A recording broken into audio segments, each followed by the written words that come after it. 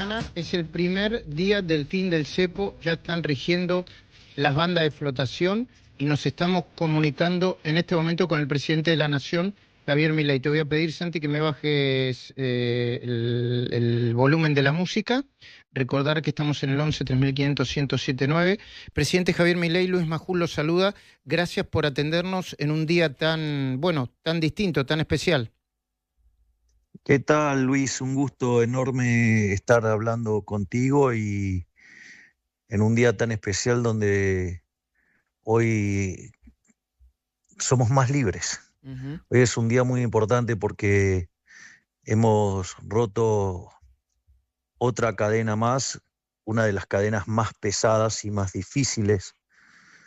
Digamos, este cepo que se puso durante el final del gobierno de Macri con Hernán Lacunza, digamos, generando un monstruo cambiario que además defolteó la deuda en pesos. Recordemos que bajo el artilugio de reperfilamiento, Lacunza, digamos, y Macri defoltearon deuda en pesos, algo inédito, y que después verdaderamente el kirchnerismo hizo del cepo que Alcatraz pareciera un juego de niños. Desarmar ese cepo implicaba quitar varias capas, cosas que empezamos a hacer desde el primer día. Y bueno, y hoy definitivamente hemos liberado el mercado de cambios, tal como lo habíamos prometido y sin especulación política. Nosotros, allá por el mes de agosto,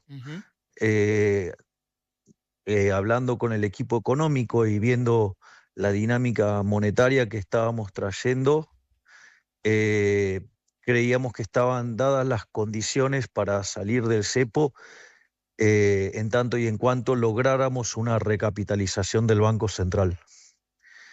Y básicamente nosotros para salir del cepo nos pusimos tres condicionamientos. Uno era que la inflación convergiera al Kroll-Impec, que la base monetaria en el formato tradicional convergiera a la base monetaria amplia y recapitalizar el Banco Central. Pero nosotros teníamos que ser muy prudentes para eso y básicamente nosotros teníamos la convicción de que para el 31 de diciembre del 25 el cepo no debería existir más, que el 26 había que arrancar libres y en ese contexto nosotros desarrollamos un escenario pesimista que era, bueno, ok, lo tenemos que hacer solos y la única forma que lo podíamos acelerar era, digamos, alguna operación de ingeniería financiera que nos permitiera tener dólares frescos. Y bueno, y así fue como se diseñó el programa para ir al Fondo Monetario Internacional. Acá jugó también un rol muy importante, digamos, no solo el maravilloso ministro de Economía, que hoy ya está dejando una huella indeleble en la historia, que es Luis Toto Caputo, el presidente del Banco Central, Santiago Bausili, digamos, todo el resto del equipo, ¿no? Furiase, Gutiérrez, Núñez, digamos, y bueno, Vladimir, sino que en ese momento se sumó José Luis Daza.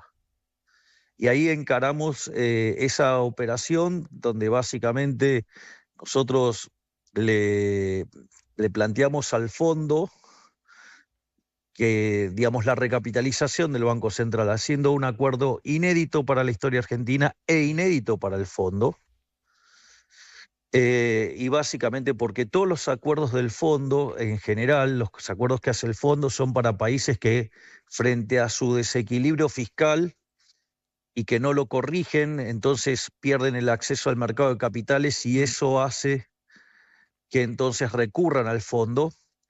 El fondo después les pone una meta de resultado fiscal y de cantidad de dinero. Básicamente, ese ajuste fiscal, como nadie suele hacerlo de la forma que lo hicimos nosotros. En general se suelen hacer subiendo impuestos, además terminan siendo recesivos y por eso además entra como en un círculo vicioso en el cual nunca se cumplen las metas del fondo. En nuestro caso esto era totalmente distinto. Nosotros llegamos al gobierno, el acuerdo estaba caído. El fondo, con que nosotros recuperáramos las metas incumplidas por, digamos, el ministro Massa y todo el gobierno kirchnerista, nosotros le habíamos propuesto al fondo que íbamos a ir a déficit cero. Bueno, ellos consideraban que eso era literalmente imposible y nosotros lo logramos en el primer mes. En el mes 6 limpiamos el déficit cuasi fiscal, con lo cual hicimos un ajuste de 15 puntos del PBI, 5 en el Tesoro y 10 en el Banco Central. Con eso se habían apagado los grifos de emisión monetaria y ahí, digamos, es más, cuando estamos recibiendo los ataques especulativos, donde el dólar llegó a 1.500 y decían que se iba a 2.000 y después a 2.500, digo, porque muchos de los que hablan hoy decían que se iba a ir a 3.000 también, ¿no? Digo, porque habría que agarrar y mostrarle el track record de todas las barbaridades que han dicho la gran mayoría de los economistas argentinos, al margen de las mentiras que se han circulado desde el 1 de marzo hasta hoy, o hasta el viernes al menos. En ese contexto, nosotros decidimos ir a un programa de emisión cero, y a partir de ese momento la base monetaria amplia quedó fija, no aumentó más. O sea, la base monetaria amplia siguen siendo 47 billones de pesos. Ahora, y no varió más. Ahora, presidente... Sí, Luis, me iba a hacer usted dice que esta vez va a ser distinto. Claro, sí, exacto. Porque la Argentina ya, digo, todos nosotros, yo soy una persona grande, ya vivió todo esto y siempre está la idea de que se va a terminar mal. ¿Por qué dice que va a ser distinto? ¿Cuál sería la diferencia en términos reales? Luis, esto no lo viste nunca en tu vida. Y eso es la gran diferencia de este programa con todos los otros programas del fondo. Nosotros sobrecumplimos todas las metas que nos planteó el fondo. Nosotros fuimos armamos un programa con el Fondo Monetario Internacional que no es para financiar al fisco, no es para financiar desequilibrios monetarios, está armado para recapitalizar el Banco Central. Y quiero ahora te contesto esa pregunta que es muy importante, la que me acabas de hacer, pero quiero poner este remate. Vos fíjate que nosotros dijimos que en la medida que nosotros consiguiéramos recapitalizar el Banco Central, las chances de abrir el cepo aumentaban. Sí. Lo podíamos hacer solos, que era el programa como venía transcurriendo. Sin el fondo. O si conseguíamos financiamiento, lo abríamos antes. Entonces empezaron a especular que no lo íbamos a abrir ni aunque tuviéramos fondos por una cuestión electoral. Y yo siempre me comprometí que si yo tenía 15.000 millones de dólares en la mano, que era lo que necesitábamos para abrir el cepo, lo abríamos.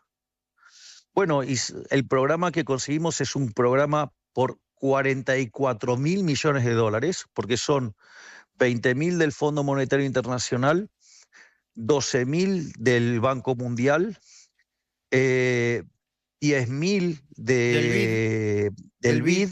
Por lo tanto, agradezco a Cristalina Georgieva, a ella Ivanga y a Elon Goldfan, digamos, por este trabajo enorme que han hecho ellos y sus equipos. Y a eso hay que sumarle un ripo de 2.000 millones de dólares. Y hay un detalle no menor, y es que además conseguimos la renovación del swap chino. Entonces, pero además, como si todo esto fuera poco, con lo cual si uno quisiera medir el total del paquete, digamos, fácticamente son 47.000 millones de dólares. Y si vos te fijás, Luis, cash vamos a recibir 19.600. Entonces, si yo le dije a los argentinos que con 15.000 abría, ¿cómo no voy a abrirlo si tengo 19.600? ¿Desde cuándo, digamos, una decisión de política tan importante para liberar a los argentinos lo tenía que poner en la lógica de un año electoral. Es un disparate, me parece una falta de respeto.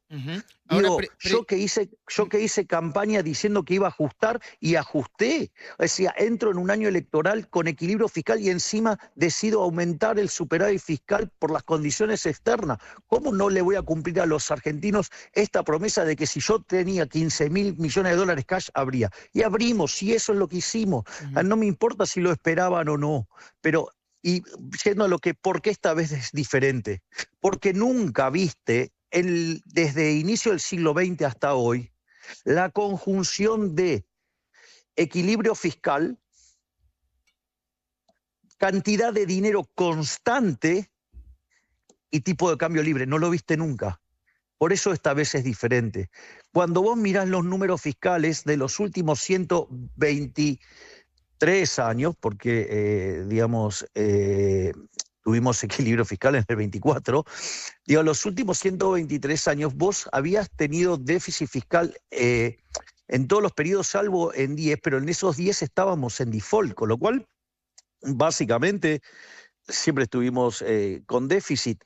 Y en ese contexto, el año pasado fue el primer año con superávit fiscal. Entonces, cuando alguien dice, esto yo ya lo vi, no lo viste nunca, porque nunca viste la economía argentina con superávit fiscal. Ahora, Argentina tiene un nivel de superávit fiscal que hace que el déficit sea cero y superávit primario, que cubre los intereses, y eso hace que la variación de la deuda sea cero, la relación deuda-producto se vuelve decreciente. Argentina es solvente intertemporalmente y Argentina es uno de los 5 países del mundo que tiene superávit financiero, porque fíjate esto, Luis, la meta del fondo era 1,3, que es el déficit cero, pero no solo eso, sino que además, frente al claro, pero eso es una decisión mía.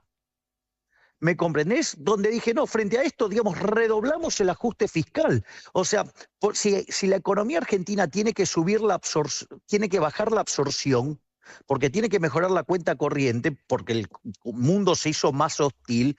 Bueno, esa mejora de la cuenta corriente baja por la absorción, pero porque le vamos a meter un mayor ajuste al Estado y que no lo tenga que pagar el sector privado. Eso tampoco lo viste en tu vida.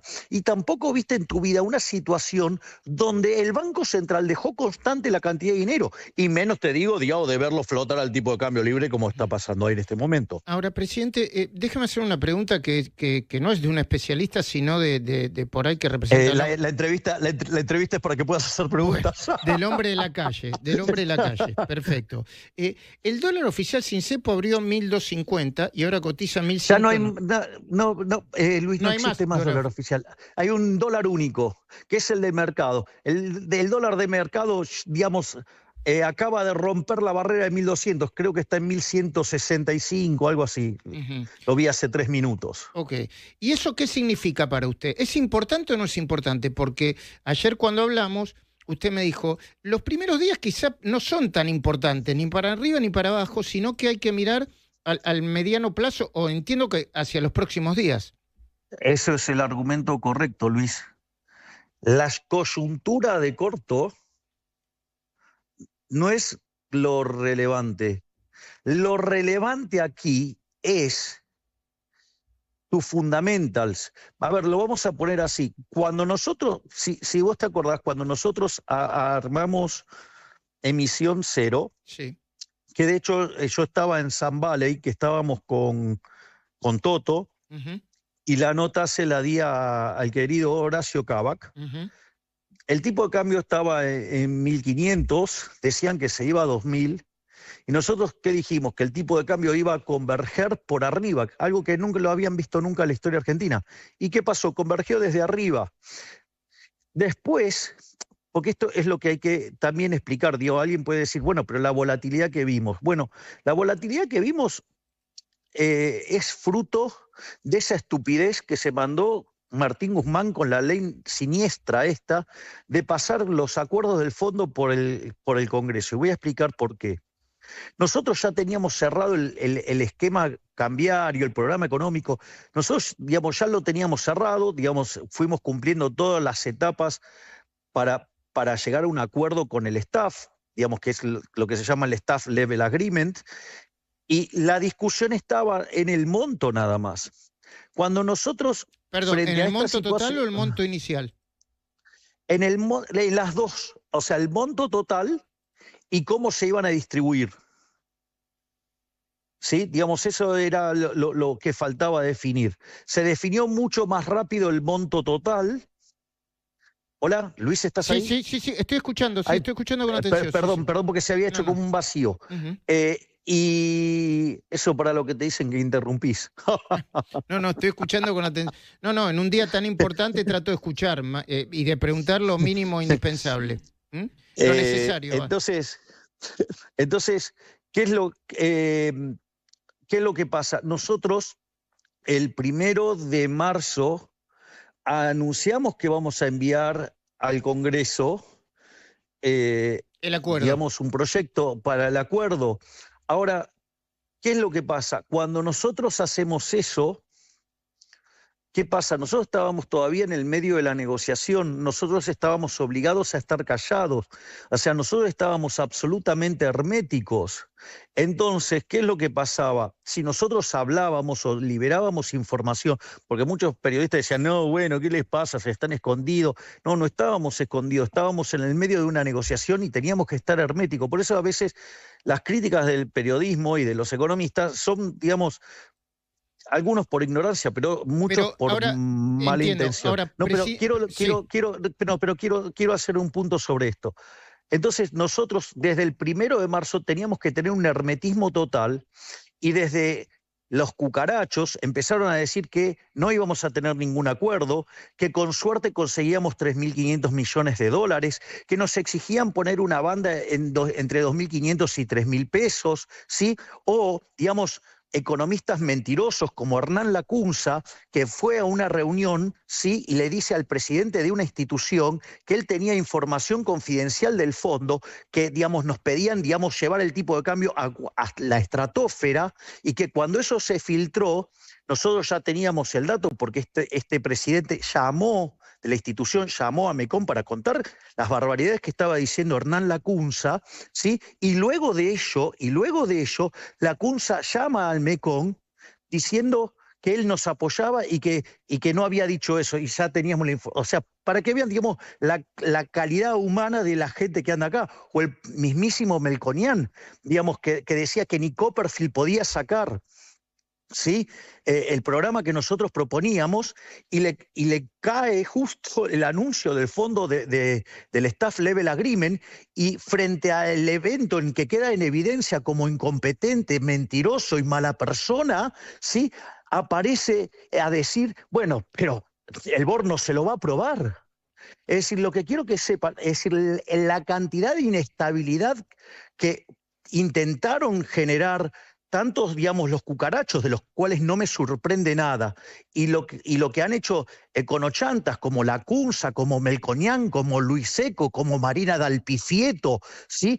Digamos, o sea, o Martín Rapet y toda esa horda de mentirosos que, digamos, dicen, ay, no, al final te voy a flotar, que me disculpen, porque todos ponían el tipo de cambio en 2.700. Ujú. Ahora, Es decir, que alguien les haga track record. ujú. Ahora, presidente, en ese planteo, en esa presentación que usted hace que dice que esta vez va a ser distinta o distinto, también está el tema que importa en la Argentina y que son las expectativas. Si hoy el dólar se iba o terminaba en 1.400, esas iban a ser expectativas negativas también, y eso nadie lo puede negar. A ver, Luis, nosotros nos focalizamos en los fundamentals. A ver, la cantidad de pesos que hay en la economía, los de verdad, los verdaderamente emitidos, es la base monetaria. Porque viste que hay economistas que dicen, no, el M2, el M3, eso es producto del multiplicador bancario. Si querés te lo explico cómo funciona. Por favor. Suponete que el Banco Central puede emitir por 3 fuentes, se llama, digamos, podés emitir para financiar el fisco, que se llama fiscal, o sea, emisión fiscal, podés tener emisión por sector externo, que es cuando compras dólares, o emisión por sector financiero, que es cuando das redescuentos, por ejemplo. Son motivos por los cuales la base monetaria crece, ¿sí? Ese dinero, básicamente, lo recibe la gente. La gente se guarda una parte y otra parte la pone en el banco. El banco, una parte la guarda en encaje y el resto la presta. Y así vuelve el dinero a la economía. Entonces vos vas a ver que tenés la base monetaria y después tenés los agregados monetarios, M2, M3, en función, digamos, de este proceso de multiplicación del crédito. ¿Y como consecuencia de la operación. ¿Y qué quiere decir? Quiere diferenciar la base monetaria que vale para calcular. Claro, exacto. Que el verdadero dinero emitido, digamos, si vos quisieras rescatar todo el dinero, es la base monetaria. Nosotros tenemos dos definiciones de base monetaria. Si tomamos la definición de base monetaria convencional, que es el circulante en poder del público más los encajes de los bancos, fíjate que es la caja que tenemos los individuos más la caja que tienen los bancos, ¿no? Y eso, digamos, esa es la base monetaria explicada por sus usos, por decirlo de alguna manera. ¿Eso da una cuenta de...? Nosotros, con las reservas que tenemos ahora, podríamos rescatar toda la base a 700 pesos. A un dólar que valga 700 pesos. A 700 pesos sacamos toda, o sea, toda la base monetaria de la calle la sacamos toda. O sea, no tenés un peso más en el bolsillo, tenés dólares. Ese es el primer ejercicio. ¿Y la ampliada?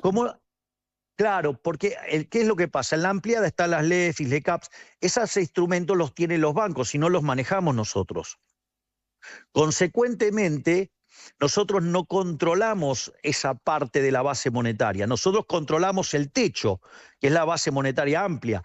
Pero si los bancos deciden o no cambiarlo, eso va a depender de lo que quieran hacer los bancos con esa liquidez. Entonces, nosotros hacemos otra cuenta. Supongamos que todos los bancos deciden jugar... Hacerlo pesos. Sí. Exacto. Bueno, en ese caso, la base monetaria convencional se igualaría a la base monetaria amplia y podemos sacar todos esos pesos a un tipo de cambio de 911. Es decir, el tipo de cambio al que nosotros sacamos toda la base monetaria y no dejamos un solo peso en la economía, es un tipo de cambio de cobertura que está por debajo del piso de la banda.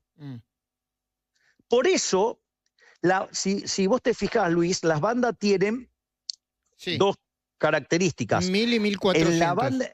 Sí, pero en la banda superior crece 1% por mes y en la banda inferior cae 1% por mes. ¿Y qué me quiere decir con eso?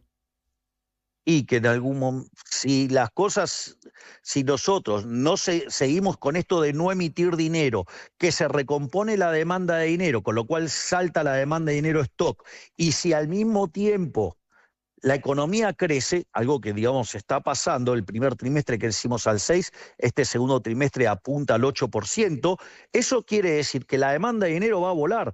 Entonces, la única forma que usted puede abastecer la demanda de dinero si nosotros no emitimos pesos es vendiéndole dólares al Banco Central. Y ahí, digamos, o sea... Pero nosotros solamente podemos emitir en el piso de la banda, con lo cual lo que va a terminar pasando es que el tipo de cambio se caiga. Mire, le voy a hacer un punto adicional. Y entonces va a tener que emitir dinero, pero no por razones espurias, sino para sostener el tipo de cambio más cerca de 1000. Para que no se caiga, para que no se caiga. Mire, le paso un dato muy importante a todos estos genios que miran, digamos, los números de fondo, que evidentemente no entienden nada, me doy cuenta, o sea, son bastante más precarios de lo que yo creía. A ver, si el tipo de cambio está dentro de la banda, yo no tengo que hacer nada, yo no intervengo, no hago nada. Ahora, yo solamente puedo comprar dólares si va al piso de la banda. ¿Eso se le impuso el fondo? Eso no, eso fue el programa que nosotros le llevamos al fondo. Yo ahora le explico por qué lo hicimos. Entonces, ¿qué es lo que sucede? Ahí el punto es que si vamos al piso de la banda... digamos, podemos comprar en el piso de la banda. Si usted se fija, el programa del fondo nos pone una meta de comprar 4.000 millones de dólares. ¿Y cómo es eso? Porque la propia estimación incluye que el tipo de cambio se va al piso de la banda. Si yo no puedo comprar adentro de la banda. Entonces, eso es un dato no menor que no están contemplando. Entiendo. Presidente, con una inflación que fue a la suba del 3,7%, y con la idea ¿Le puedo hacer una nota de color con eso, Luis? ¿Cómo no? Acaba de publicar Martín González Rosada de la Universidad Torcuato Di Tella. Especialista en datos de la pobreza. Sí, es un econometrista de recontra refuste. Pero, ¿qué hizo? Estimó la inflación desestacionalizada. Dio un punto menos que eso, 2,6 dio. ¿Y qué me quiere decir con eso? Que, digamos, Que el lo que vimos el 3,7 mes... es por razones estacionales, porque la carne subió de Exactamente. manera extraordinaria y porque los servicios de educación también. La educación, que subieron 21%, porque ahí hay Dice una que no es una reglamentación. tendencia. Dice que no es tendencia entonces esa suba. Exactamente, no es una tendencia. Es un mal dato, pero entendible en la lógica de la estacionalidad del mes de marzo en especial. Ahí se conjugaron dos elementos muy negativos. Uno es la estacionalidad. Fíjese que lo de educación es muy fuerte por cómo está regulado, digamos, el tema de los aumentos de la educación. Si usted eso lo libera, básicamente deja de tener esos sobresaltos. Y lo otro es la inestabilidad política que nos generaron durante el último mes y medio, digamos que es el motivo que además, ¿a usted le parece razonable que, no sé, pero cuántos días no nos estuvieron liquidando exportaciones y nos adelantaban importaciones? No, si me parece Bueno, razonable, bueno, me parece una decisión de libertad económica. Usted le puede gustar más o no, menos, está pero... bien, no, pero Luis, está bien. Yo, no, yo, si hay algo que, a ver, acabo de abrir el cepo, Ujú, Luis. ujú. O sea, si hay alguien, digamos, o sea, No, usted lo que me quiere decir es que que... ha defendido la libertad y Sí. defiende la libertad soy yo. El que considera que el cepo es una aberración inmoral soy yo. Usted lo que me Pero quiere lo decir que estoy... es inmoral que la volatilidad política haya generado... No, claro, exacto. Digo, la política apostando contra el gobierno, ¿sí? Y los economistas pifiadores para luchar para tener razón. Le acabo de contar el caso del mentiroso de la Cunza, del mentiroso del Melconian, del mentiroso de Seco, de la pifiadora serial Marina Dal Pifieto. Mm. Digo, si quiere sigo con la lista de No, pifiadores seriales. no, si usted me pregunta a mí, yo no soy quien para decirle, pero si usted me pregunta a mí, yo no le pondría tanta energía a eso, sino porque Bueno, yo pero entiendo. sí, pero Pero ¿sabe usted lo que dice que pasa, hace Luis? daño. Usted dice que ellos No, hacen no. daño. ¿Sabe lo que pasa? Que durante un mes y medio le estuvieron envenenando la sangre a toda la población esa gente. Mm. Porque ¿sabe lo que pasa? Usted es periodista Ujú. y usted tiene el deber, digo, desde mi punto de vista, por favor, de escuchar todas las campanas. Claro que sí. Entonces digo, Más en bueno, un este tema en piensa lo que esto. no soy especialista, estoy lleno de preguntas, digamos, Y no de bueno, respuestas. por eso, a mí me parece razonable que usted le pregunte a todos. Mm. Es Y- decir, digamos, yo no me voy a enojar con José del Río porque lleva al farsante de la Cunza a claro, mentir y ahí. claro, Digo, ¿qué culpa tiene José del Río? Digo, él ujú, no sabe, digo, él mm, no es, digo, me comprende. Entonces yo no me voy a enojar porque me parece razonable que le pregunten a todos. mm. Lo que sí quiero señalar es, bueno, mire, digo, toda esta gente viene errándole sistemáticamente. Entonces, ¿Usted qué quiere? Que me por lo menos parece, pidan disculpas. Eso es lo que quieren, no sé, y supongo. sí, deberían estar haciendo una gran lista de reconocer sus errores y pedir disculpas, Ujú. claramente. Ahora, presidente, yo le pregunto, ¿qué pasa Digo, porque si... le envenenaron la sangre a la gente, ¿eh? Ujú.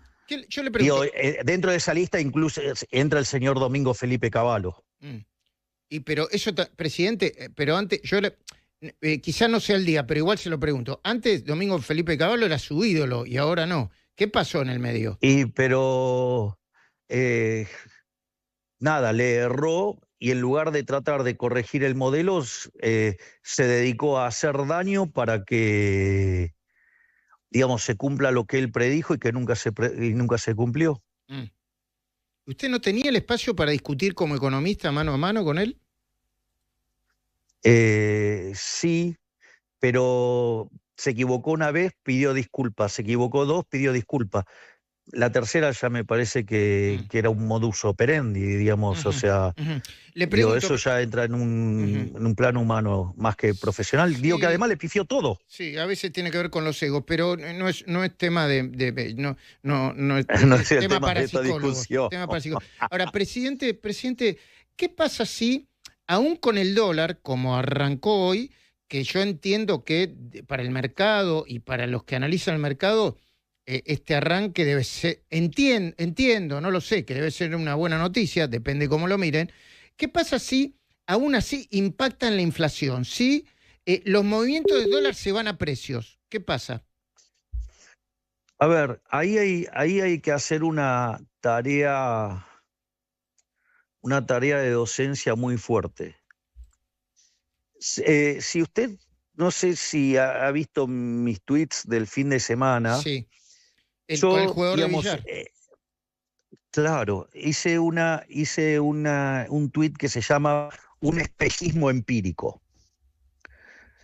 Y más brillante fue el tweet de Sturzenegger. Hola Luis, ¿estás Sí, ahí? estoy escuchando y leí el tuit suyo y el de Sturzenegger también. Bueno, el de Sturzenegger es además millones de veces más brillantes. Yo le hago una pregunta. Si sube el precio de la papa, ¿usted cree que, digamos, eso va a derramar en inflación en toda la economía? A mí, yo, que soy un ignorante, me parece que sí. El precio de la papa.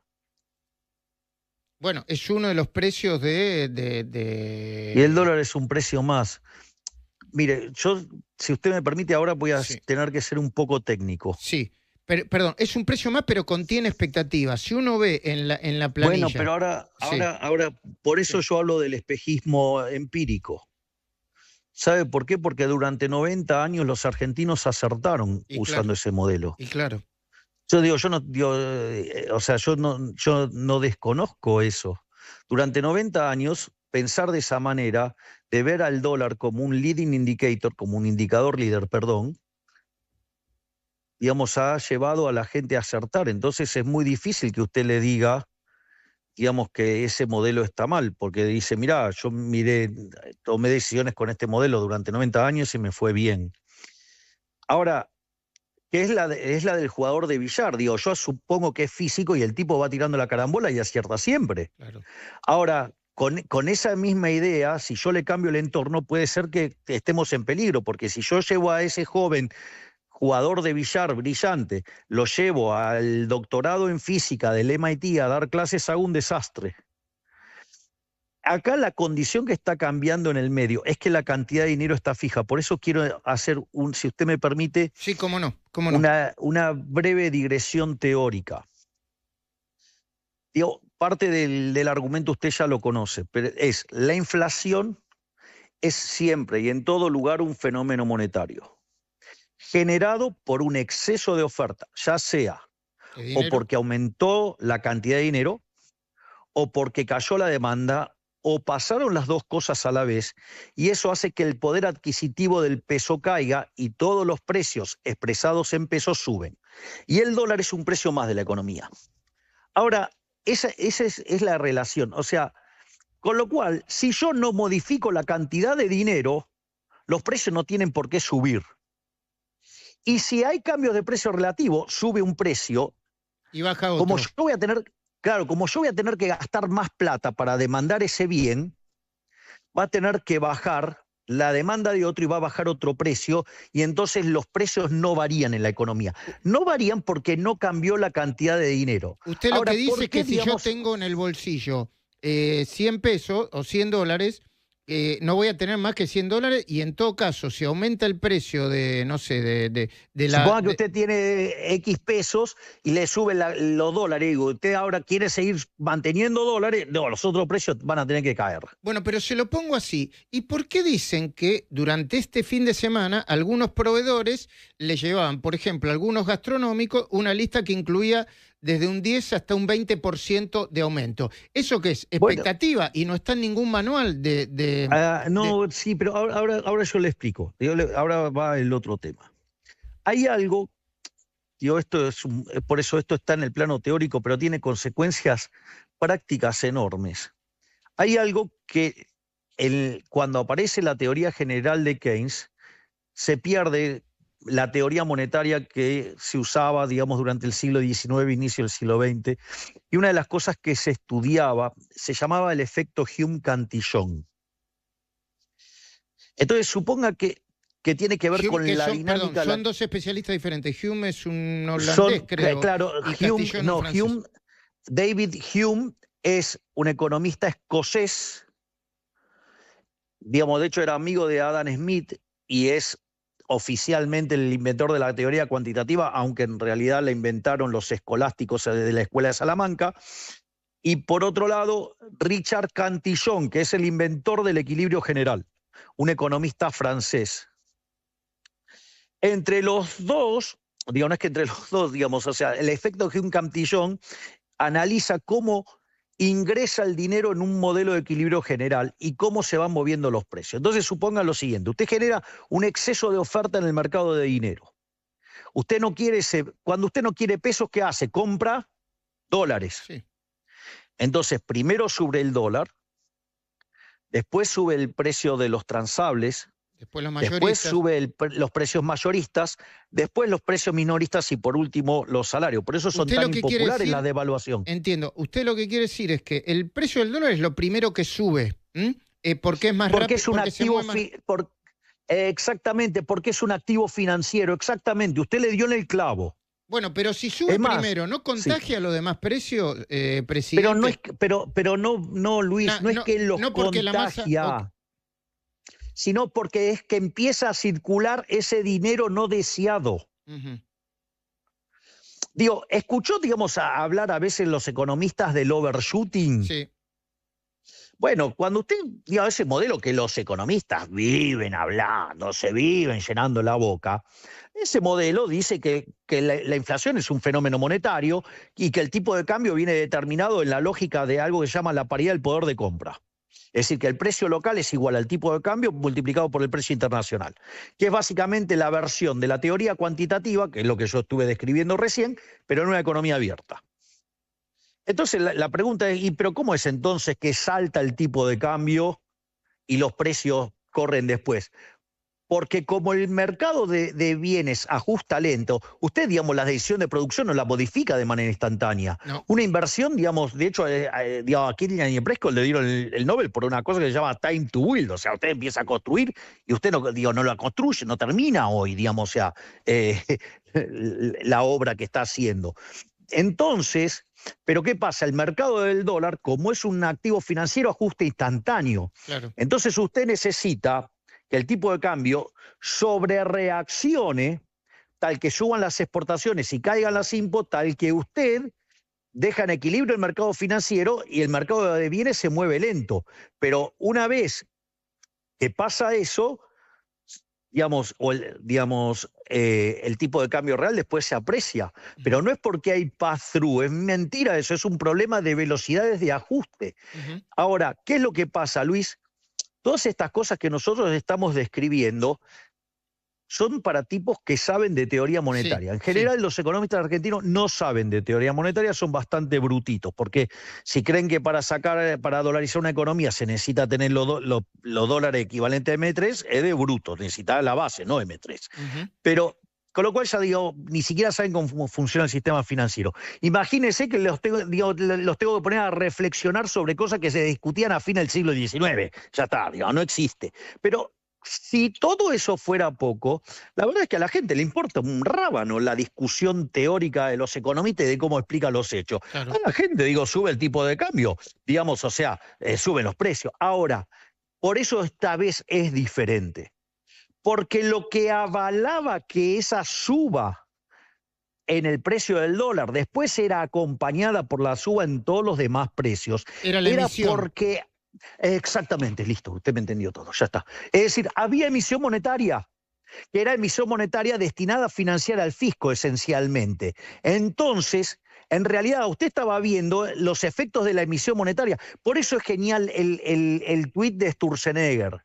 Porque dice, mira el precio de la papa, mira los otros precios, pero está omitiendo ¿qué cosa? La cantidad de dinero. Entonces, ese modelo que la gente cree que funciona, que el tipo de cambio empuja a los demás precios, en realidad lo que está viendo es un problema de velocidad de ajuste frente a un aumento de la cantidad de dinero. Ahora, presidente, entonces, si yo no aumento la cantidad de dinero... No tiene por qué aumentar.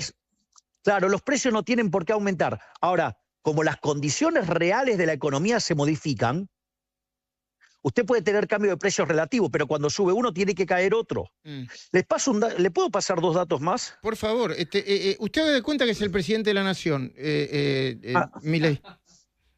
Ok, ¿qué hago? ¿Me paso al sillón de Rivadavia y les contesto desde ahí? Porque vio que yo trabajo en la... Yo le mandé una foto de que estaba esperando la nota. Sí, y la mostramos acá. Que se ve la motosierra. Sí.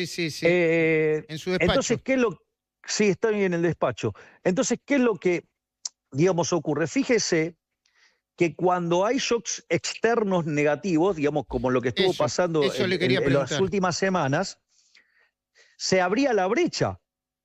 Porque cuando usted tiene unas características, un movimiento de estas características, usted tenía fluctuación del tipo de cambio. Digo, al margen de todas las cosas que pasaban domésticamente metiendo ruido. Que hoy desaparecieron los ruidos porque hay tipo de cambio libre y el dólar se está cayendo, pero de manera brutal. Entonces, a lo que voy es lo siguiente. Cuando usted tiene esos cambios de precio relativo, si un precio sube, el otro tiene que bajar y se acabó el problema. Y al haber sacado el cepo, digamos, el tipo de cambio se empieza a mover en esa dinámica, pero eso no va a determinar la inflación. ¿Por qué? Porque la inflación va a estar determinada por la cantidad de dinero. Entiendo. ¿Y cómo está la cantidad de dinero? Fija. Ahora, si usted ahora yo le hago la pregunta a usted porque digo, usted digamos, me conoce, entonces, o sea, y me escuchó varias veces, me tuvo que soportar cientos de veces. Yo he dicho que cuando emito el efecto en precios es instantáneo. No. Dije que tarda entre 18 y 24 meses. 24 meses, sí. Si usted se fija, todavía no se cumplieron 24 meses de que se fue el impresentable de Massa, que emitió 13 puntos del PBI en un año. O sea que usted dice que la inflación va a bajar más todavía, tarde o temprano. Claro, lo que yo estoy diciendo es que todavía estamos purgando esto, más la inestabilidad que nos metieron en el último mes y medio. Ok, digamos, tuvimos un mal marzo, ok, digamos, abril será mejor, sí, a partir de la mitad de año, digamos, seguramente la inflación empieza a buscar perforar el 1%, y cuando entremos, fíjese que a mitad del año que viene, se cumplen 2 años de emisión cero. ¿Y qué cree que va a pasar con la inflación? Va a tender a cero. Es decir, va a tender a cero. Para mitad del año que viene, se terminó el problema de la inflación en Argentina. Bueno, y yo le pregunto... No me va a decir que no es glorioso eso. Sí, yo le pregunto, usted está hablando de una economía cuya palanca la lleva la nación. Pero ¿qué pasa con las provincias que no tienen equilibrio fiscal, que ponen más impuestos, y con los municipios que ponen tasas municipales? Porque eso impacta también en la economía real, porque el ciudadano es ciudadano municipal, provincial y nacional también. Me parece genial eso. Nosotros tenemos un compromiso con los argentinos que además es también no solo cantidad de dinero fija, tipo de cambio libre y equilibrio fiscal, sino que además nosotros buscamos bajar los impuestos. De hecho, nosotros bajamos 13 impuestos. El más significativo fue haber eliminado el impuesto inflacionario, o sea, el señoriaje, que, digamos, fueron 15 puntos del PBI. Pero, digo, también sacamos el impuesto país, que nadie esperaba que hiciéramos algo así, porque era un punto del PBI. Esto... Bajaron parte de las retenciones. Supongo que van a seguir bajando, entiendo. Hay un conjunto de bienes no tradicionales, regionales, que se las eliminamos, permanente. Y a las exportaciones tradicionales se las hemos bajado transitoriamente, es decir, que vuelven en junio. ¿Vuelven? Sí. Sí, porque dijimos que eran transitorios, así que es más, avísele al campo que si tiene que liquidar, liquide ahora, porque en junio le vuelven las retenciones, claro. Me parece que no va a tener necesidad, que lo deben estar escuchando, presidente, y viendo por la cantidad de gente que está escuchando y viendo bueno, eso lo puede controlar usted. Yo estoy en el despacho, estoy en el despacho. Está bien, y le pregunto, la reforma previsional impositiva... No, pero a ver, espere, porque usted dijo algo que a mí me parece muy interesante, Luis. Hay un tema, si usted se fija, nosotros hemos impulsado que en las facturas, en los tickets se separe... De los impuestos. De los precios de los impuestos. Y además... que se separen, digamos, las tasas no pueden estar más en los precios, o sea, hay todo un trabajo de limpiar eso. Probablemente el intendente que mejor está haciendo esto es Diego Valenzuela, de 3 de febrero, ¿sí? Motivo por el cual el Banco Nación cerró su sucursal en La Matanza y se la llevó a 3 de febrero. Sí. Y el Pero Santander dicho también. esto, bueno, porque no es menor el tema de los ingresos brutos, y las tasas y demás. Entonces ahí, ¿cuál es el punto? Nosotros estamos trabajando en una reforma tributaria para que viene la recaudación, nosotros nos llevamos nuestra parte, digamos, y después, si las provincias quieren cobrar adicional, que se hagan cargo las provincias y se los cobre y que vayan y le digan a la gente que le quieren cobrar más impuestos para mantener esos estados elefantiásicos que tienen algunas provincias. Listo, digo, ya no es un problema nuestro. O sea, va a empezar a regir lo que se llama el principio de correspondencia fiscal, que el que quiere gastar se enfrente a la población y le diga que le va a cobrar impuestos para ese gasto. Entonces usted va a tener un control sobre la nación, va a tener un control sobre las provincias y va a tener un control sobre los municipios. Y eso, digamos, inexorablemente, además usted genera competencia fiscal. Esto, digamos, había un economista que se llamaba Tibú que lo llamaba votar con los pies. Entonces, digo, a ver, el mejor ejemplo, ¿quién es? Elon Musk en Estados Unidos, ¿no? Lo mataban a impuestos en Los Ángeles, ¿qué hizo? Se fue a Texas y claro, le cobraban menos impuestos. Digo, no tiene, mucho misterio. Presidente, ahora, digamos, eso progresa y del otro lado se caen, digamos. Presidente, el fondo por supuesto que sé que está esperando al secretario de Comercio, ahora le voy a preguntar por él, y que en cualquier momento va a tener el secretario de Tesoro. Del Tesoro, perdón, del Tesoro de los Estados Unidos. A la tarde viene, se pasó a la tarde. Bueno. Hubo una demora en el vuelo. Bueno. Presidente, ¿el Fondo Monetario le impuso que empiecen a discutir reformas como la reforma laboral, la reforma impositiva, la reforma previsional y que saque todos los subsidios y fondos fiduciarios? No, ese es nuestro programa. Nosotros las reformas están planteadas y Luis, yo, desafío a cualquiera que vaya y mire las entrevistas que yo hice sobre la campaña. Si usted se fija, otra palabra que yo usé recurrentemente se llama secuencialidad. Yo no puedo hacer la reforma previsional si yo antes no logro que toda la gente que está en el mercado informal, que es casi la mitad del mercado, pase al mercado formal. Porque la retribución de los jubilados viene dado por los ingresos formales. Lo que se genera por los aportantes formales sobre, la población que percibe los beneficios. Entonces, el kirchnerismo duplicó la cantidad de jubilados, poniendo gente que no hizo los aportes, pero al mismo tiempo las leyes laborales en Argentina se hicieron que la cantidad de empleados formales en el sector privado quedara clavado en 6 millones de puestos de trabajo. Recién ahora con nosotros volvió a haber crecimiento de la demanda de trabajo. Entonces, pero eso también tiene una secuencialidad y eso no lo impuso el fondo, es parte de nuestro programa de reformas estructurales. De hecho, hay una parte de la reforma laboral que ya se hizo, hay otra parte que está parada, en la Corte, por un amparo, pero nosotros esas cosas estamos avanzando.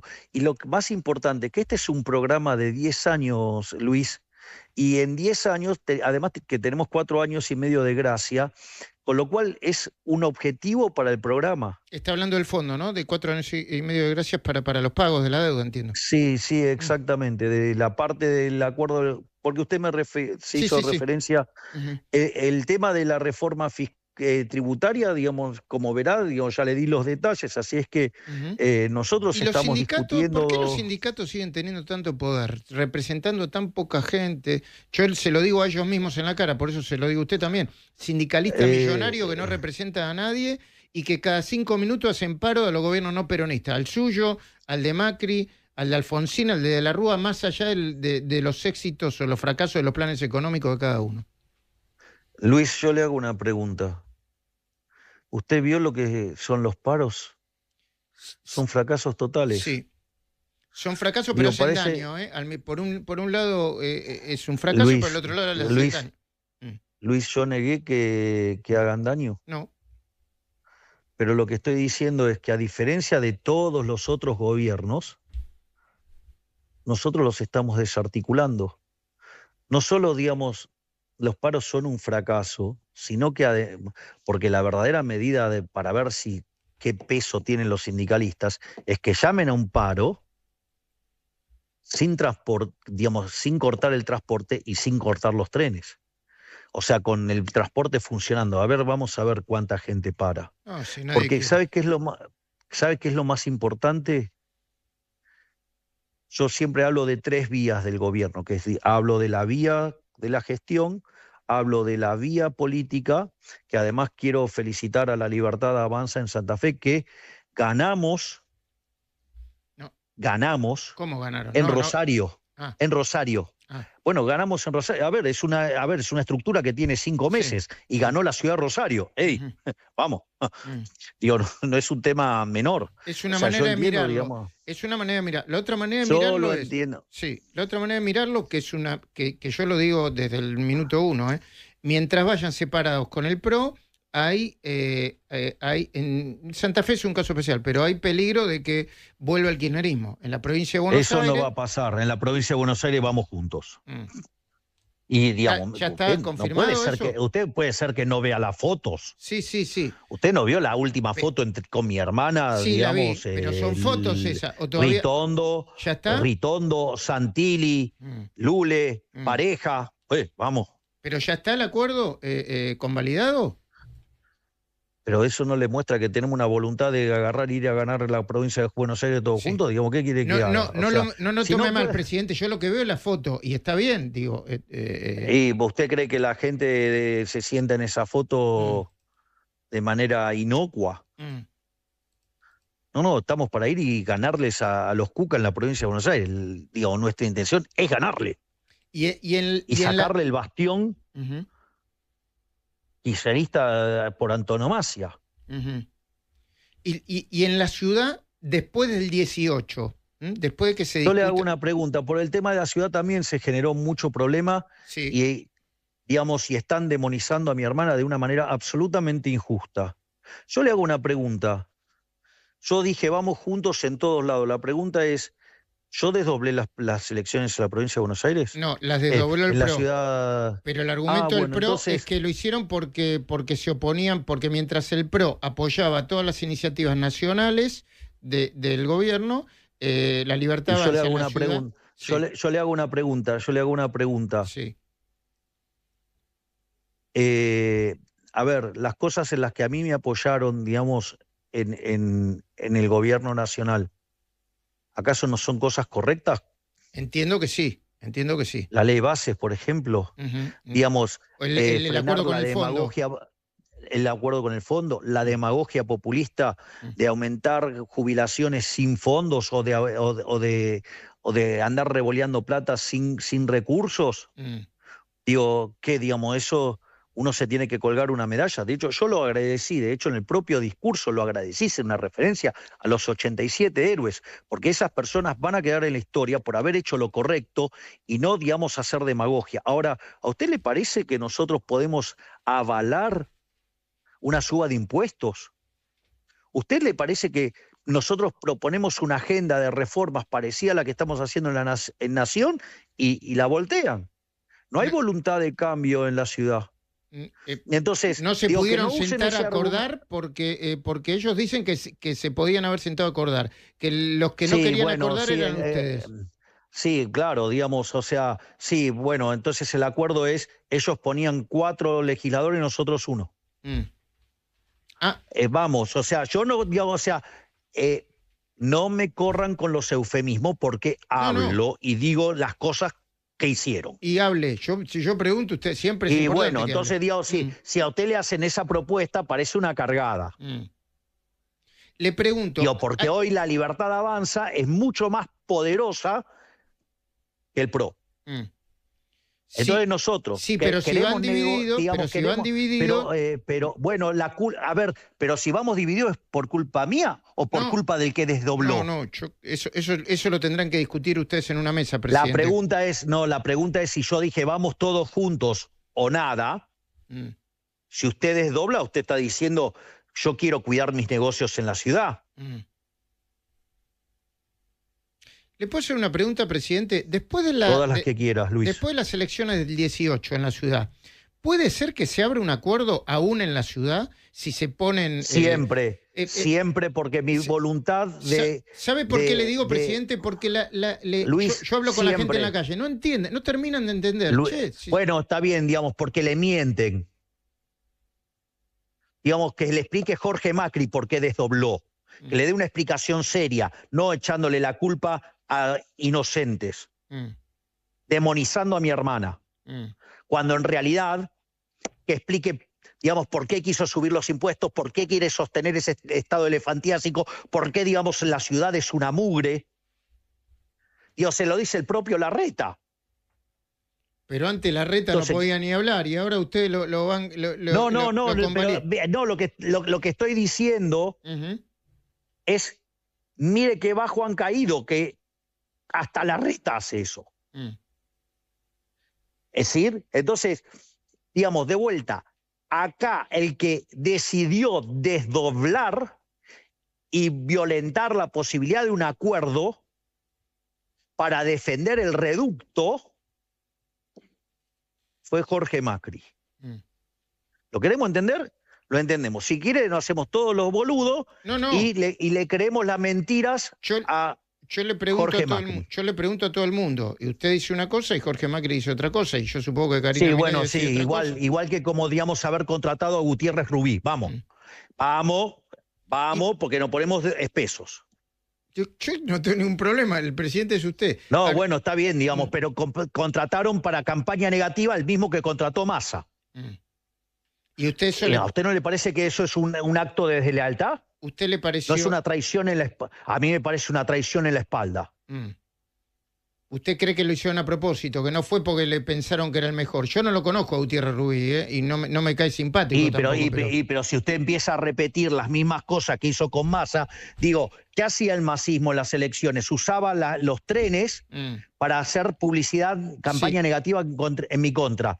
Y es lo que está haciendo ahora Jorge Macri con los subtes. Vamos. A propósito de los trenes. Usted no ve la misma metodología, si quiere le hago un listado de todas las cosas que son iguales. A mí no me gusta, pero le puedo decir algo. A mí tampoco me parece. A mí me parece que, digamos, la discusión debería ser una discusión de ideas y no de estar ensuciando a personas. Pero, digo, no debe tener muchas ideas y, por ende, digamos, lo único que hace es ensuciar, digamos, a miembros de mi gobierno. Déjeme decirle esto que le quiero preguntar por el secretario del Tesoro, pero a mí tampoco me gusta el formato, yo no soy importante, le digo lo que pienso, no me gusta el formato de desde las estaciones de trenes hablar como si fueran Gran Hermano, aun cuando criticó a los sindicalistas y le decía acá está el gobierno nacional. Ese formato de comunicación no me gusta, por ahí le parece un detalle, pero se lo tengo ¿Usted lo dice por lo del paro? Sí.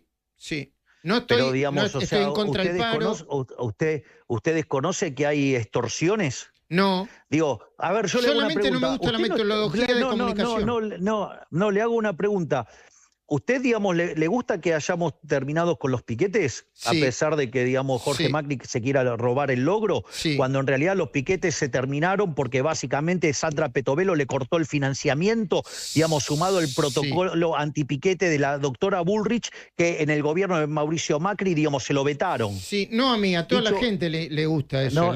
Bueno, por eso. Bueno, hay una parte que tiene que ver con la comunicación en la cual nosotros comunicamos, o sea, estamos tratando de evitar la violencia de sindicalistas y de piqueteros para que la gente pueda ser más libre. Está bien. Digamos, entonces, entonces usted se lo tiene que informar de alguna manera. ¿Usted me va a decir que es lo mismo que yo le dé una línea para que usted se pueda defender de los delincuentes que ir y usar ese instrumento para ensuciar gente? No. Yo creo que no. Bueno, Luis, entonces no me lo podés poner, digamos, Luis, no me podés poner esas cosas, digamos, en la misma, en el mismo lugar. Le digo que no me gusta el formato. Le digo que no me gusta el formato. Luis, me parece fabuloso, ¿sí? Pero ¿sabes qué? Si vos, digamos, a ver, si viene un tipo y te pone una pistola en la cabeza, ¿qué le parece decir? No, mirá, no, esto no se hace, está mal. Digo, cuando terminaste de decir la tercera frase te voló la cabeza de un tiro. Más vale que, digamos, reacciones de otra manera porque sos boleta, Luis. Digamos, si vos me dijeras que estamos en Suiza, ¿Me entendés? Entiendo. Te Usted entiendo dice que la metodología está puede bien. ser distinta. No, está bien. Pero vos no estás en Suiza. No, no. Vos no estás en Suiza. ¿O vos te crees que, digamos, los sindicalistas suizos o los piqueteros, digamos, ni siquiera existen en Suiza con este formato? No, no, a ver, no son importantes, son las cosas que a mí no me gusta, como a veces no me gusta que Luis, usted se me enoje tanto parece... y le ponga Luis, tanto de ¿cuándo me adjetivo a viste? personas con las que yo no pienso, como ellos tampoco, qué sé yo. Pero Luis, yo no soy de quien para el vuelta, consejo digamos porque que yo soy hay... peor también, así que... Pero Luis, que hay catadores de forma, digamos, o sea, no es que somos libres, cada cual tiene la forma que tiene. sí, sí. Decime dónde, digamos, yo dije, digamos, digo, usé alguna, es más, soez, en ningún lado fui soez. Bueno, Ni siquiera, digamos, insulté. ¿para Ahora qué? digo, no, que entonces tenemos un medidor de decibeles acerca, digamos, del si subo o no el tono. No, eso, bueno, Siendo que yo soy una persona apasionada y eso se sabe desde que yo salí a la eso es televisión. también, presidente. Y usted es tan pragmático como... yo lo conozco y usted es pragmático. En el debate, en el último debate, cuando tenía que discutir con Massa, si usted se enojaba, perdía y eligió no enojarse. Y le hago una pregunta. ¿Y usted cuando mira mis cadenas, qué formato tiene? Bastante más tranquilo. La última fue bastante más tranquilo. Y Bien, digamos, si entre mesurado. aire y los streaming medimos 40 puntos de rating, así Sí, que como un sí. Boca y River. ¿Para qué viene el secretario del Tesoro, presidente? Bueno, debemos tener algún mérito para que el secretario del Tesoro de los Estados Unidos, digamos, venga a visitar a Toto y a mí. Algo habremos hecho bien. ¿Era una información, una versión falsa la idea de que el Tesoro podía aportar directamente un préstamo? ¿Están trabajando en eso o no? Ahora cuando lo escuche a Besen, digamos, le cuento. Están conversando sobre eso. No, Luis, lo que quiero decir es, pero, a ver, yo entiendo el interés periodístico, pero ¿ustedes creen que, digamos, o sea, estas cuestiones que implican secreto de Estado, digamos, No, por sinceramente, supuesto. Luis, ¿vos creés que yo te las voy a contar? No, por supuesto. Y además yo entiendo... Digamos, nos estuvimos mordiendo la lengua durante un mes y medio por el acuerdo del fondo. Eso sí. Y nos tuvimos que bancar que los periodistas dijeran que estábamos escondidos y que no queríamos hablar. Entiendo. Ni siquiera tuvieron el reparo de internalizar que estábamos en el medio de una negociación. No, fueron y pegaron. Ni que hablar de los impresentables que dijeron que, digo, ejemplo, Jorge Fernández Díaz diciendo que éramos unos improvisados y que terminamos de prepo en el fondo, cuando, digamos, el acuerdo, digamos, ya estaba diseñado desde el último cuatrimestre del año pasado. Para mostrar cómo mienten periodistas, ¿no? Entiendo. Y nunca piden disculpas. Vos sí pedís disculpas, pero otros no. Sí, a veces pido disculpas, sí. ¿Cómo que no? No, digamos, tampoco me puedo pasar la vida pidiendo disculpas, ¿no? Porque sería otra cosa. No, está bien, pero ¿sabes lo que pasa, Luis? Que algunas cosas son muy graves. Algunas mentiras son muy graves. Usted dice que le hacen daño a la economía, que le hacen daño al país. Y cuando usted le está envenenando la sangre a la gente con mentiras, porque aparte, no es que lo hacen con mala intención, porque como no le gustan las ideas del gobierno, destilan veneno. Digamos, yo entiendo que muchos analistas políticos y muchos economistas se equivocaron con nosotros. Mira, hay una frase que es maravillosa. A usted le van a perdonar que se haya equivocado. Lo que nunca le van a perdonar es que usted acierte cuando todos los demás erraron. Eso es lo que sufre día a día Toto Caputo. Es decir, como es el único que acertó y todos los demás erraron, no se lo perdonan y viven destilando veneno. Y lo atacan. Y en lo político pasó lo mismo. Entonces usted va a ver destilando un montón de periodistas que dijeron que esto iba a ser un fracaso y que no iba a poder ser, y sin embargo, digamos, en lugar de reconocer que se equivocaron, en realidad redoblan la apuesta destilando más veneno todos los días. Presidente, le pregunto por los acuerdos de aranceles. ¿Es cierto que Argentina está trabajando para lograr un arancel? De los 16 puntos ya tenemos 15. ¿Y qué implicaría eso? ¿Un arancel cero recíproco para ambos países? Sí, en un conjunto de productos. y es la previa para un acuerdo más grande. ¿Un acuerdo que tiene que ver con el Tratado de Libre Comercio o eso también se trabaja vía el Mercosur? Sí, pero no, lo que pasa es que el Tratado de Libre Comercio requiere que pase por los dos congresos. Entonces, digamos, vamos cumpliendo las metas que podemos llevar a cabo. Igual le digo, Argentina con 10 productos explica el 80% de las exportaciones a los Estados Unidos. Imagínese que, no sé, si lo llevo a 25 productos, multipliqué por 2,5 las exportaciones de Estados Unidos. Imagínese que si lo llevo a 50, multipliqué por 5. Es decir, Argentina, a pesar de que el mundo se cierra, Argentina se abre mucho más. Yo sé que usted es muy cuidadoso con las cuestiones de Estado, pero le tengo que preguntar sobre las decisiones de Trump. ¿Cómo las ve? ¿Qué opina sobre lo que está sucediendo, sobre las decisiones que tomó y sobre lo que está sucediendo? Me parece una irreverencia opinar sobre las acciones de otro jefe de Estado. En especial cuando en el tablero donde juega Trump, no solo juega la economía, sino que hay un rol fundamental para la geopolítica. Me parece que hay muchos que se están olvidando de eso. Pero, ¿qué quiere que le diga? Si se informan leyendo CNN o New York Times, que son recontra progress woke, anti-Trump, bueno, ¿qué quiere que le diga? Los presidentes, el expresidente dijo el viernes que usted anunció la liberación del cepo, que anunció el ministro la liberación del cepo, usted la ratificó por cadena, que era una devaluación el mismo día en que se le había ido la inflación de las manos. Muy interesante lo que dice. ¿Sabe cuánto estaba el tipo de cambio cuando nosotros asumimos? ¿Cuánto estaba el paralelo, que era el de mercado, el de verdad? 1.300, ¿no? Me parece. Sí, ¿y cuánto está ahora el dólar? Abajo de 1.200. Ahora no lo estoy siguiendo, pero usted debe tener más información. Decime, Jan, ¿cuánto está el dólar? No, 1.190 el oficial. 1.190 el oficial. Bueno, ahora, ¿lo siguen presentando como oficial? Pero es una devaluación rara que de 1.300 y pico se haya ido a 1.190. Sí. Es rara, ¿no? Lo que pasa es que están presentando... Nosotros en diciembre del 23 estaba en 1.300 y ahora está abajo de 1.200. Qué devaluación rara. Esa mujer, digamos, quiere hablar de economía y no puede sumar con un ábaco. O sea, yo no entiendo, digamos, yo creo, ¿sabe qué? Creo que es masoquista.